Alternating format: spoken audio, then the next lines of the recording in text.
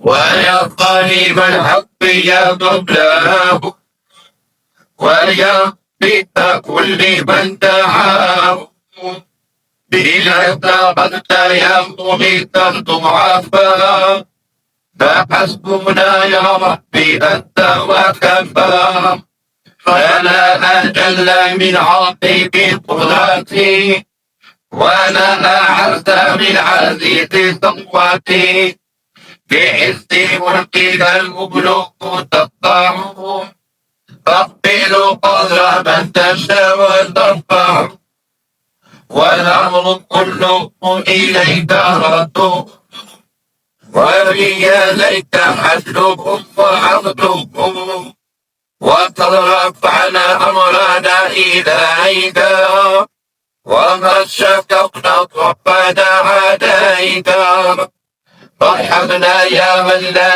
يزال عليما بضعفنا ولا يزال رحيما انظر إلى ما مسنا من الغفران وحالنا بالفيك إذ كما ترى قد قل جمعنا وقل وقرنا وانحط ما بين الجموع قدرنا وضعفنا شوكة وشدة وصدقنا عدة وعدة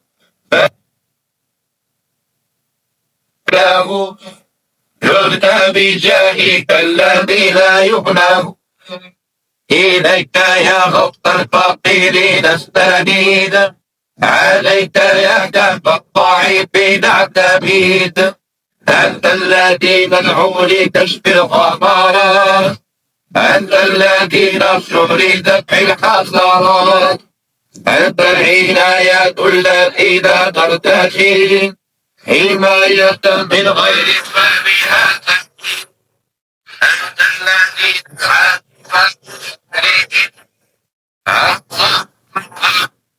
أعوذ بالله من الشيطان الرجيم بسم الله الرحمن الرحيم وصلي وسلم وبارك على سيدنا ومولانا محمد وعلى آله وصحبه والحمد لله رب العالمين ربنا زدنا علما وعملا وأدبا وفهما السلام عليكم ورحمة الله تعالى وبركاته. On poursuit donc la lecture de l'ouvrage de notre frère Qaïs al-Hambali où il a rassemblé des paroles des imams de la da'wa du Najd, que ce soit le fondateur Mohammed ibn Abdel Wahhab ou ses premiers successeurs, où il expose leur position doctrinale profondément déviante et aussi les conséquences néfastes de cette position doctrinale, à savoir en fait les événements tragiques où le sang des musulmans a coulé. Dans les deux premiers chapitres, on a donc, dans un premier temps, présenté les positions du fondateur et en quoi elles posaient un problème. On a tenté de voir si ce dont on l'accusait était authentique ou pas. Et dans un deuxième temps, on a cité ses premiers imams, les premiers imams de ce groupe. Et on a pu voir que certains propos tenus étaient catastrophiques. On est donc sur ce troisième chapitre qui traite des expéditions. Et une chose très importante, c'est que ici, on ne peut pas dire que ce sont leurs opposants qui affirment certaines positions, mais ce sont bien leurs premières références à eux. Notamment, il faut noter que sur les expéditions, il y a des gens qui font référence chez eux, comme Ibn Bishr, comme on le verra, ou encore Ibn Ghannam.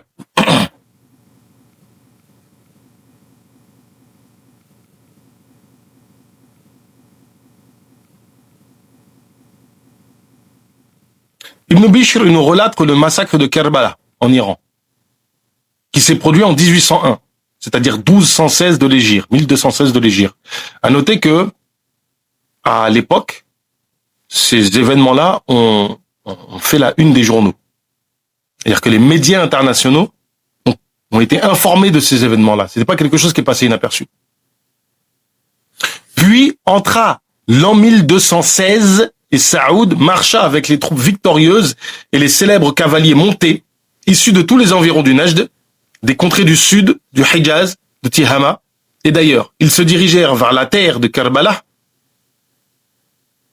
et descendirent sur les habitants de la ville de Hussein.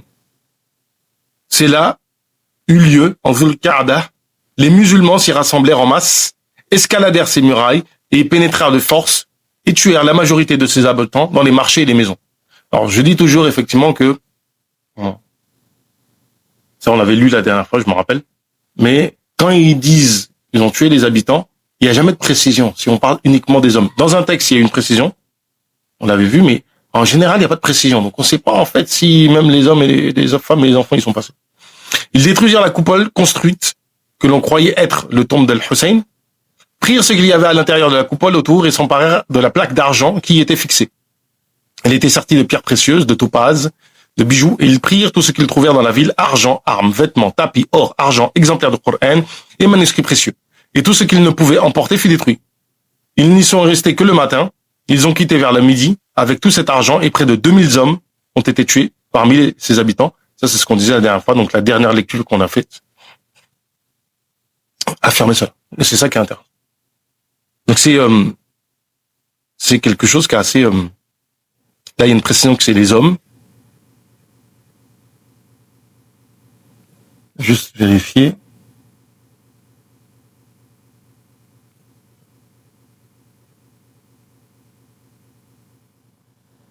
Ouais, ils disent bien les hommes. Al-Farajul.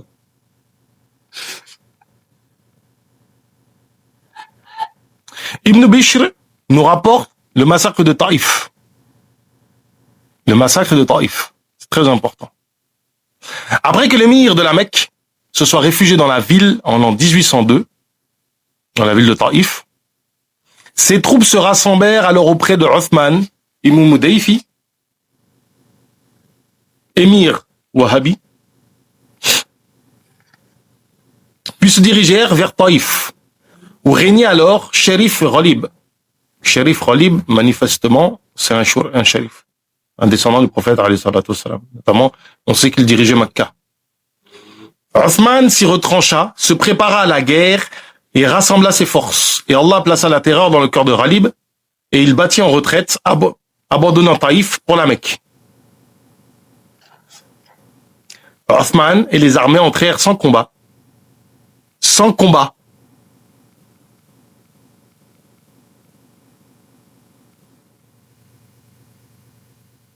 Mais il a été capable d'écrire ça en fait.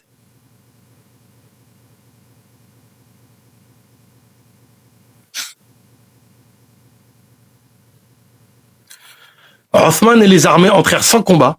Ils tuèrent un grand nombre de ses habitants dans les marchés et les maisons, environ 200 personnes.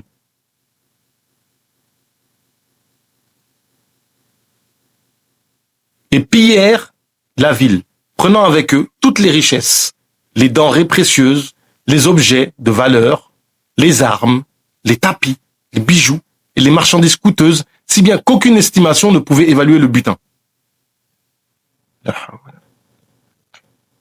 Ils rentrèrent sans combat, mais ils tuèrent les gens. Il faut savoir que dans les règles du djihad, c'est pas permis, ça. Si les gens se rendent, ils se rendent. À la limite, là, il n'y a pas de combat. Dites-vous que quand il n'y a pas de combat dans ce cas de figure, le butin n'est même pas partagé parce qu'il n'y a pas eu de combat, donc les combattants ne méritent pas de butin. La hawla. Durant la même année, Ibn Bishr nous narre la destruction du patrimoine islamique concernant les dômes et mausolées de Mecca.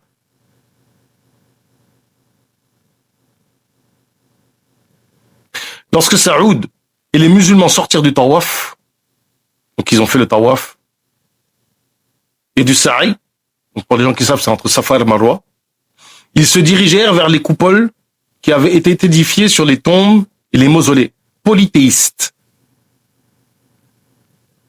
La formulation, en fait, en français, elle n'a aucun sens, mais en arabe, comment il dit ça?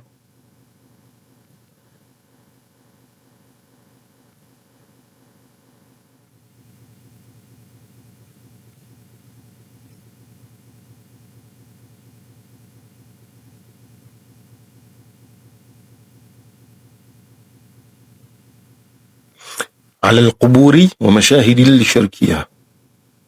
Qu'est-ce que ça veut dire?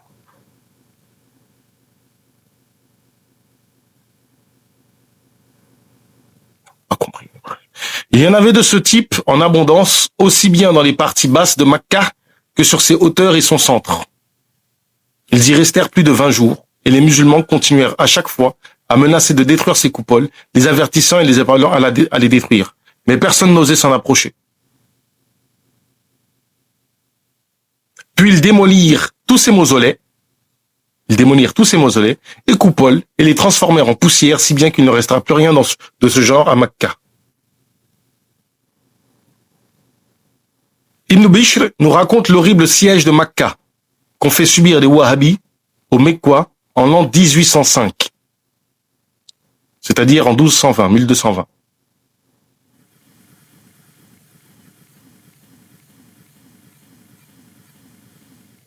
Puis,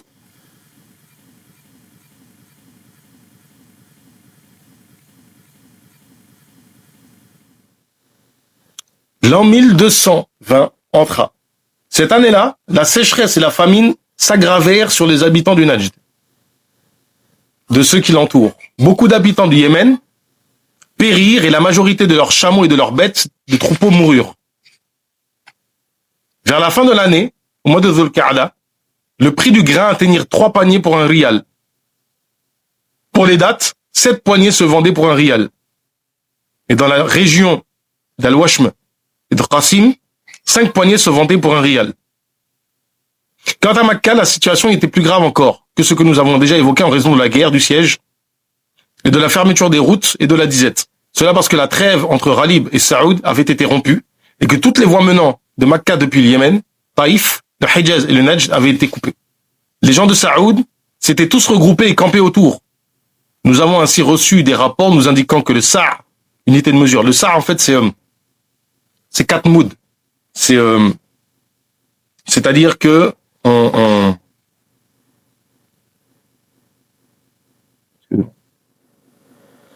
c'est-à-dire que la main n'est ni fermée ni totalement ouverte. Elle est comme ça. C'est ça un Sa'. Maintenant, en fonction t'as différents Sa', parce que par exemple le Sa' des humains comme ça, nous c'est à peu près on va dire, excuse-moi, ça c'est un mood plutôt. On est comme ça. Un Sa' c'est 4 fois ça. C'est 4 poignées de ce genre-là. Maintenant, ce qu'il faut retenir, et ça c'est pas à négliger, c'est que par exemple, on parle du mood du prophète alayhi salatu wassalam. Parce que le mood du prophète alayhi salatu wassalam est supérieur au mood habituel. Notre mood, moi par exemple, j'avais testé mon mood, c'est combien? C'est à peu près 400 millilitres. Le mood du prophète alayhi salatu wassalam, c'est 700, certains ont dit même 900 millilitres.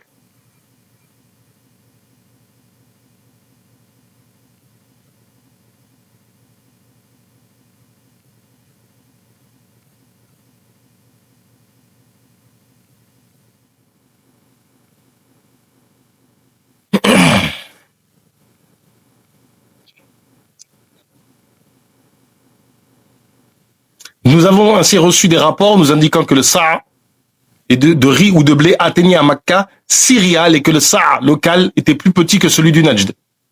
Donc le Sa' de Makkah était inférieur à celui du Najd. Donc c'est pour dire que c'est encore plus cher. On y vendait la viande d'âne et la graisse rance à un prix exorbitant et les chiens y étaient mangés. La graisse atteignait 2 rials de litre. Beaucoup de gens moururent de faim. En fait, il faut comprendre que l'indication qu'on mangeait de la viande d'âne et de la viande de chien, c'est une indication qu'ils étaient dans une situation de contrainte forcée de devoir manger ce qui est habituellement est illicite. Parce que le chien est interdit en dehors du madhhab maliki qui dit que c'est makrouh, les autres écoles disent que c'est haram. Et il y a un quasi-consensus en fait sur l'âne. Donc, en fait, ça indique qu'ils étaient dans une situation qui était telle que ils étaient obligés de manger en fait ce qui habituellement est illicite. Nous apprenons donc que Saoud et son armée n'ont pas hésité, en plus de la sécheresse et la famine déjà présente, à bloquer toutes les voies d'approvisionnement menant à Makkah, menant ainsi à la mort de beaucoup de musulmans. Mais quoi pour d'autres musulmans, à beaucoup de musulmans, mais quoi, et pour d'autres à se nourrir de la viande de chien ou d'âne pour survivre au blocus mené par les Wahhabis. Ibn Bishr relate l'attaque de Bosra et de Muzayrib, qui est en Syrie, en l'an 1810. c'est-à-dire 1225 de l'Hégire. Il poursuivit sa route à travers les villages autour d'Al-Muzayrib et de Bosra. Mais la population affamée s'y était précipitée, n'y trouvant ni eau ni nourriture. Ils mirent le feu et allumèrent les incendies dans les maisons. Certains de leurs habitants avaient fui, selon ce qui nous a été rapporté.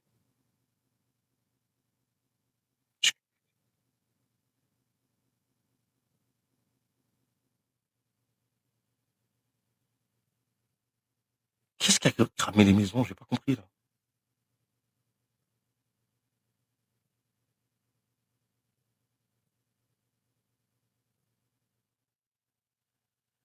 Mais c'est quoi ces trucs-là, wesh?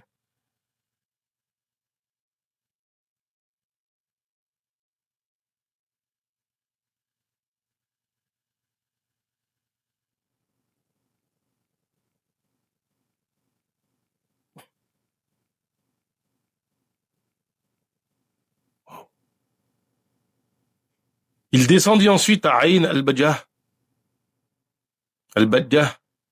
et il est rapporté que les musulmans y burent, que leurs tentes et leurs visages furent trempés de pluie.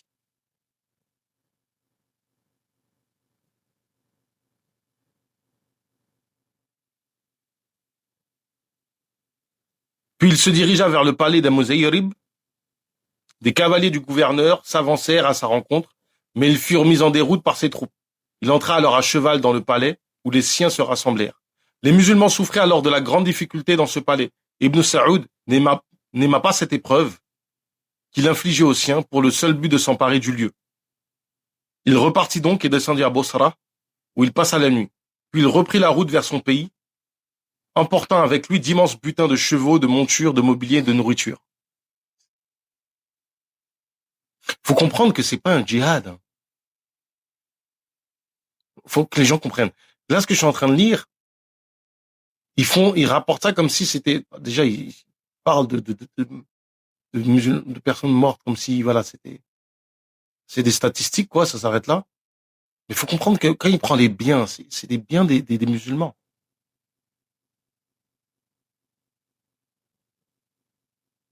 Un grand nombre d'habitants du Cham furent tués au cours de cette razzia, qui engendra une peur et une stupeur immense à travers toute la région, à Damas et ailleurs dans le Cham, dans ses villes et ses vallées.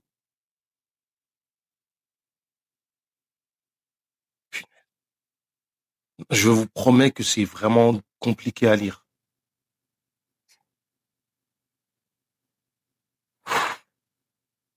Toujours dans la même année, Ibn Bishr nous rapporte les massacres de Luhayha et Al-Hudaydah du Yémen en ces termes.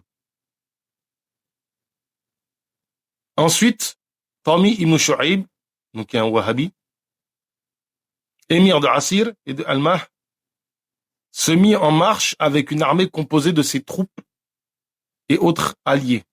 Ils se dirigèrent vers Al-Badr, connu sous le nom de Luhayya, plutôt, excusez-moi. L'assiégèrent et s'en emparèrent de force. Ils prirent la majorité de ce qu'elle contenait en or, argent, soie, perles et diverses richesses inestimables. Il nous a été rapporté que certains d'entre eux broyaient les perles pour en faire de la farine, pensant que c'était du grain.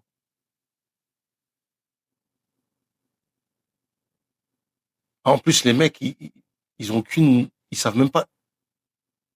C'est-à-dire que les gars étaient ignorants au point de pas savoir c'est quoi une perle. Beaucoup de ses habitants furent tués, et il en est dit que plus de 1000 personnes périrent dans ces massacres et destructions. Ils réduisirent la ville en ruine et y mirent le feu. Comment tu peux écrire ça tranquille?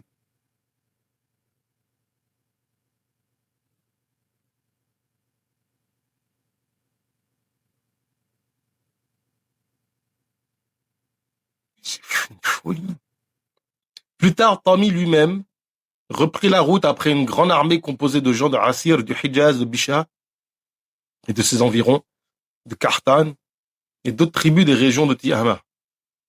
Leur armée comptait environ 20 000 combattants. Ils marchèrent vers le port de Hudaydah. Ils prirent par la force, massacrèrent la majorité de ses habitants et s'installèrent dans la ville.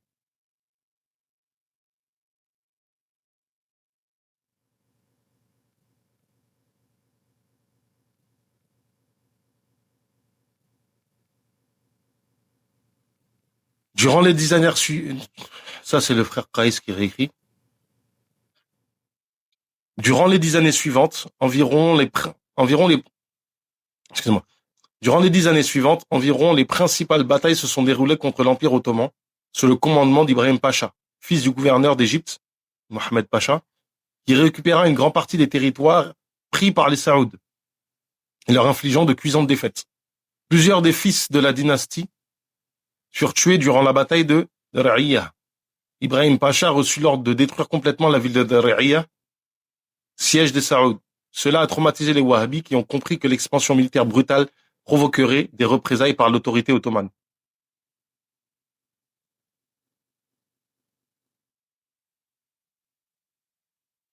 Ibn Bishr nous informe que lorsque Ibrahim Pacha quitta la région du Najd, les anciens chefs ennemis des Saouds reprirent le pouvoir et de violentes tueries se produisirent sous fond de vengeance aux attaques qu'avait fait la dynastie des Saouds dans la région du Najd.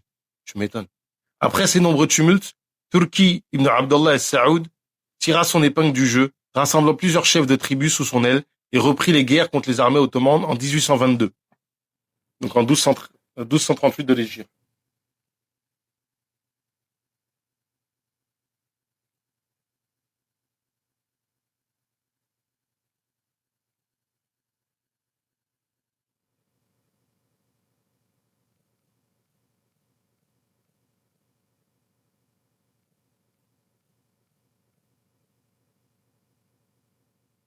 À partir de 1829,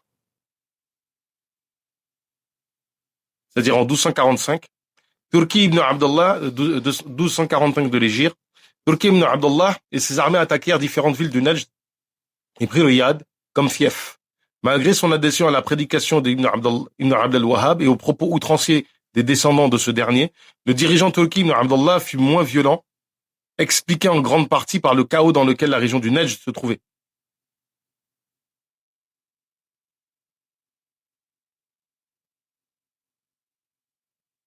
Il était donc davantage affairé à consolider son pouvoir et davantage dans une approche théorique que pratique. Il fut assassiné par un cousin, Mishari ibn Abd al-Rahman, en 1834, c'est-à-dire en 1250 de l'Hégire. À la suite de cet assassinat, son fils Faisal ibn Turki reprend les rênes de la dynastie. Durant plus d'une dizaine d'années, Faisal doit faire face à des luttes internes et cherche avant toute chose à reconstruire un pouvoir régional centré sur le Najd. Donc ça, c'est le deuxième État saoud, manifestement. Parce que vous savez, il y a 3 États. Là, à l'heure actuelle, c'est le 3e État. Moins d'expéditions militaires massives contre les musulmans, comme durant la première phase. La da'wa wahhabi reste rigide et fondée sur le takfir, mais la stratégie est plus défensive, locale, parfois diplomatique. Faisal ibn Turki a même négocié avec les Ottomans une forme d'autonomie religieuse wahhabi dans le Najd, mais sans chercher à conquérir le Hijaz, ni à réitérer les horreurs de la première phase. Quand comme ça rentait que constater qu'une fois que les Ottomans se mettent en marche, ils n'arrivent plus à gagner. Parce que il faut bien comprendre que dans un premier temps, il y a des conflits entre des groupes dans la région qui sont plus ou moins dans la même situation qu'eux, militairement, et il y a beaucoup de sang qui coule parce que ils se battent contre des gens qui sont peut-être pas aguerris à la guerre, en fait. Puis vient le 3e État saoud, sous l'égide de Abdelaziz Saoud, en 1902. À cette période, donc on est en 1320 de l'Hégire.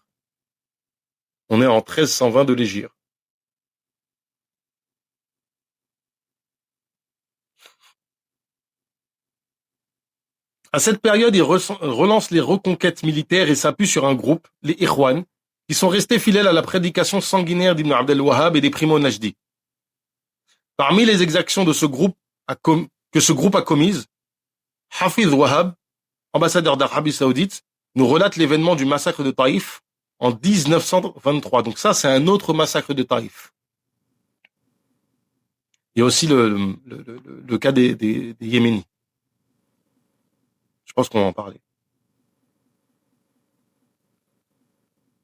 Donc il se passe en 1342 de l'Hégire en ces termes. Le sultan du Najd, Ibn Saoud, profita de l'occasion de la visite des chefs des tribus pour la fête du Eid al-Adha de l'an 1342, en particulier à Utayba, au notable d'Al-Kharmah. Une fois qu'ils atteignirent les territoires jouxtant le Hijaz, il leur ordonna de se préparer à envahir Taïf, leur accordant sa confiance et en espérant que le roi Hussein revienne à la région. Et les Ikhwan entrèrent dans Taïf et Makka comme deux conquérants, sans qu'ils n'y rencontrèrent de résistance. C'est ainsi qu'ils commencèrent à pénétrer dans Taïf. Ils mirent l'épée sur le cou de nombreux innocents, pillèrent l'or et les biens, et dérobèrent les fortunes du peuple.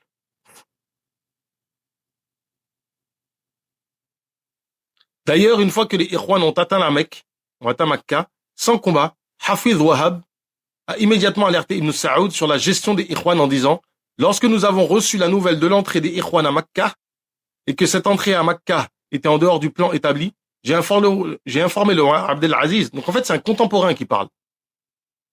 Hafiz Wahab, c'est un contemporain.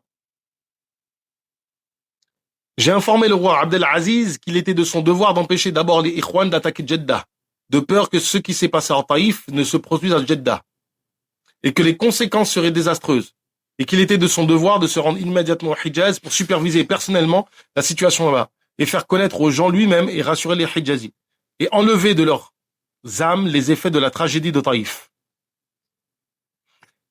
Par la suite, cette milice fidèle aux préceptes originaux de la prédication wahhabi va devenir incontrôlable, faisant le takfir de Abdelaziz lui-même. Donc ça, c'est un petit peu connu, c'est contemporain.